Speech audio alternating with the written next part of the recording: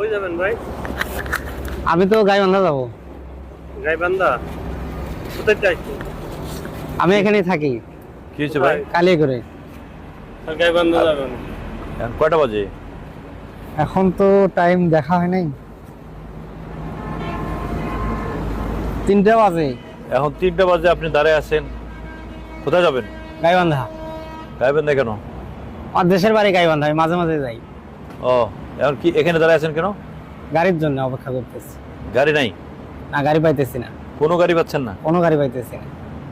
কেন? বাস তো অভাব নেই, উত্তরাঞ্চলে বাসের তো অভাব নেই।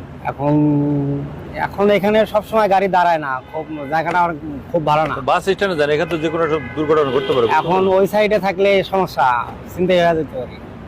ওখানে তো মানুষ থাকে না, এখানে আশেপাশে মানুষজন থাকে মানে কোনো গাড়ি আসে না, এখানে দাঁড়ায় নাই একটা গাড়ি। না, একটা গাড়িও দাঁড়ায় না। প্রাইভেট যে আসে, প্রাইভেটে দাঁড়ান না, প্রাইভেট প্রাইভেট